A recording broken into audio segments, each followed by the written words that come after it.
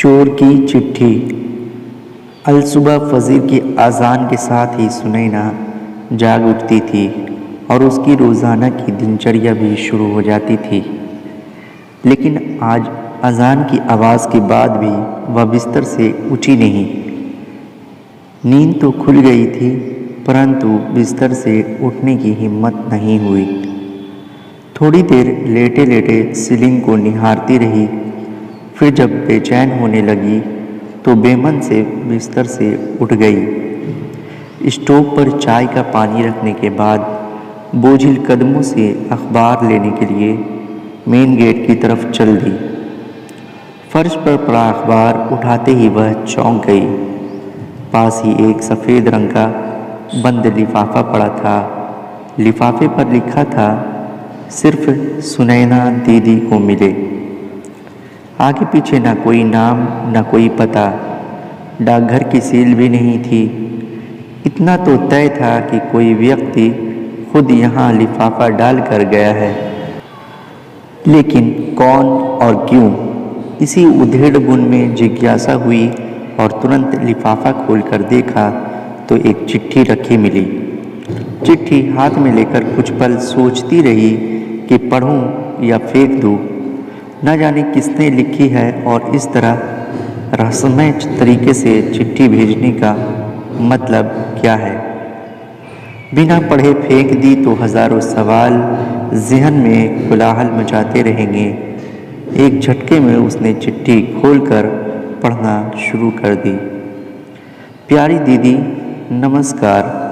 मैं ही वो बदनसीब चोर हूँ जिसने 3 दिन पहले आपके घर में सेंधमारी कर लाखों रुपए की नकदी और सोने चांदी के आभूषणों पर हाथ साफ किया है। सुनैना को काटो तो खून नहीं। पहली लाइन पढ़ते ही सुनैना का चेहरा गुस्से से तमतमा गया। पिछले 3 दिनों के दौरान हुआ घटनाक्रम तेजी से आंखों के सामने घूमने लगा।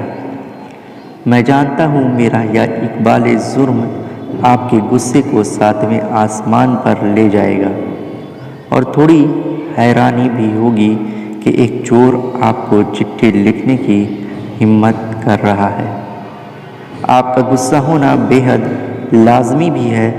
आपके जीवन भर की जमा पूंजी चुराकर मैंने आपके और आपके परिवार के हर सदस्य के सपनों का हरण किया है। कल यानी घटना के अगले दिन आपके घर में हुई चोरी की खबर अखबार में पढ़ी तो बड़ी शर्मिंदगी महसूस हुई। अफसोस भी बहुत हुआ। मेरी इस करतूत से आपकी शादी निरस्त हो गई, जो अगले महीने होना तय थी। ऐसा लगा मानो जिस बहन की शादी का सपना मैं बरसों से देख रहा था, आज उसी बहन का नया संसार बसने से पहले खुद अपने ही हाथों से उजाड़ दिया। जी हाँ सुनैना दीदी, मेरी एक बड़ी बहन है रानी। परिवार में हम 3 लोग हैं, माँ, रानी और मैं। अपना दुखड़ा सुनाने से पहले मैं कुछ कह देना चाहता हूँ। दरअसल मैं वैसा चोर नहीं हूँ जैसा आपने सोचा है। अपनी ऐशो आराम या मेहनत से बचने के लिए मैंने ऐसा शर्मनाक और गैर कानूनी कृत्य नहीं किया है। हाँ दीदी, मैं स्नातक हूँ और फिलहाल बेरोज़गार हूँ। पिता का देहांत मेरे बचपन में ही हो गया था।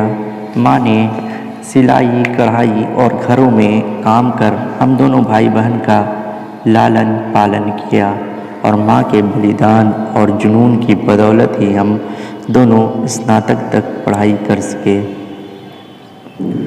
फिलहाल किसी छोटी मोटी नौकरी की तलाश में हैं, लेकिन काफ़ी चप्पलें घिसने के बाद भी नौकरी से महरूम हैं।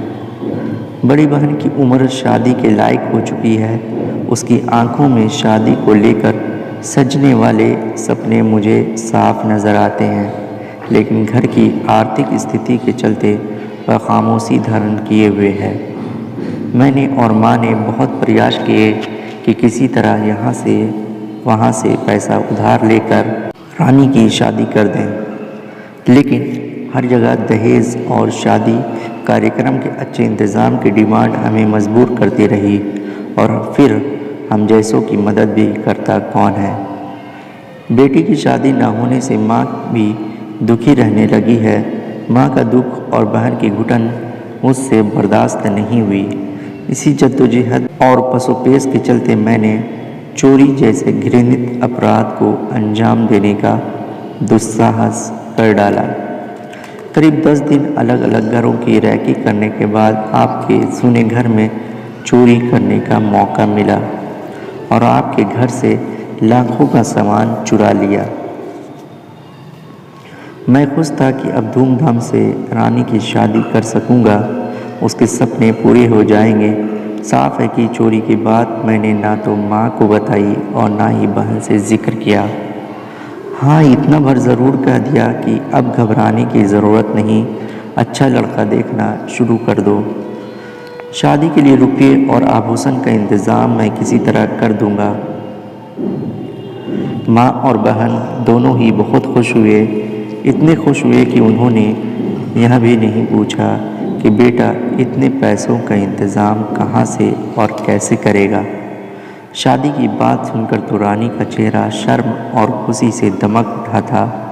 उसकी खुशी देखकर मैं गदगद हो गया। पहली बार एहसास हुआ कि अपनी जिम्मेदारी और कर्तव्य का निर्वहन करना कितना सुखद और मन को आनंदित करने वाला होता है। बहन की शादी कर हम दोनों माँ बेटे मानो चारों धाम की तीर्थ कर लेंगे। लेकिन क्या एक बहन की ज़िंदगी उजाड़कर दूसरी बहन की खुशियाँ खरीदी जा सकती है? आपकी आंखों से बहते आंसुओं से मेरी बहन के जीवन में कभी खुशियों की बारिश नहीं हो सकती दीदी। मनुष्य को इतना भी निर्दयी नहीं होना चाहिए कि वो अपने खुशियों के लिए दूसरों का घर संसार उजाड़ दे। रानी के भाग्य में यदि शादी की खुशियाँ लिखी होगी तो वह हर हाल में उसे मिलकर रहेगी। बड़े बूढ़े कहते भी हैं कि भगवान ने सबकी जोड़ियाँ बनाकर ही नीचे भेजा है। मैंने सोच लिया था कि आपके सारे रुपये और एक एक आभूषण आपको लौटा दूंगा। कल दिन भर चिंतन मनन करने के बाद मैंने सामान लौटाने का यह तरीका अपनाया है ताकि आपसे क्षमा याचना भी कर सकूं। हो सके तो मुझे माफ़ कर देना दीदी। मैंने आपका सारा सामान एक थैले में रखकर आपके घर के मेन गेट से टिका कर रख दिया है। जब तक आप सामान नहीं उठाएंगे मेरी नज़र उस पर जमी रहेगी ताकि कोई और सामान ना चुरा ले। एक साथ कई तरह के भाव सुनैना के चेहरे पर आकर धमा चौकड़ी करने लगे। चिट्ठी हाथ में दबाए वह बहुत तेज़ी से दरवाजे की ओर दौड़ी। एक झटके से दरवाज़ा खोला, थैला वहाँ रखा था। जल्दी से थैला उठाकर वो अंदर ले आई। एकदम से बिस्तर पर पलट दिया। नोटों की सभी गड्डियाँ और एक एक जेवर सही सलामत। उसकी आंखों से आंसू और होठों पर मुस्कुराहट थिरक उठी। सुनैना ने सारे पैसे और जेवर अपने दोनों हाथों में समेटकर चेहरे से लगा लिए। फिर अचानक उसे चिट्ठी का ख्याल आया और एक बार फिर अचानक वह दरवाजे की ओर दौड़ पड़ी। दरवाज़ा खोलकर उसने चारों तरफ नज़रें फिराकर देखा। सूनी सड़क पर कोई भी नहीं दिखा। चिट्ठी अभी पूर्ण नहीं हुई थी। आगे लिखा था, एक गुजारिश है दीदी, इंसानियत और कानून दोनों ही नज़रों में मैंने ऐसे अपराध को अंजाम दिया है और उसकी सज़ा भी कानून में तय है। एक न एक दिन कानून के लंबे हाथ मुझ तक पहुंच ही जाएंगे। मेरे जेल जाने के बाद माँ और रानी की ज़िंदगी बर्बाद हो जाने का पूरा अंदेशा है। अतः मैं चाहता हूँ कि पुलिस में दर्ज चोरी का मुकदमा आप वापस ले लें ताकि मैं पूरी तरह से बेफिक्र होकर अपनी माँ और बहन की सेवा कर सकूं, उनका सहारा बन सकूं। नमस्कार। सुनैना ने फौरन अपनी माँ और अन्य परिजनों को जगाकर सारा किस्सा सुनाया। उनके सामने जेवर और रुपये रख दिए। माँ का तो खुशी के मारे रो रो कर बुरा हाल हो गया। सभी ने भगवान का लाख लाख शुक्र अदा किया और ईमानदार चोर की इंसानियत पर। सुनैना ने मसरूका वापस मिलने की जानकारी पुलिस को देकर अपनी एफआईआर भी वापस ले ली। दोस्तों, आपको मेरी ये वीडियो कैसी लगी? अगर वीडियो अच्छी लगी हो तो वीडियो को लाइक कर दीजिए और इसे ज़्यादा से ज़्यादा अपने दोस्तों में शेयर कर दीजिए। और इस तरह की वीडियोस देखने के लिए मेरे चैनल को सब्सक्राइब कर लीजिए। शुक्रिया।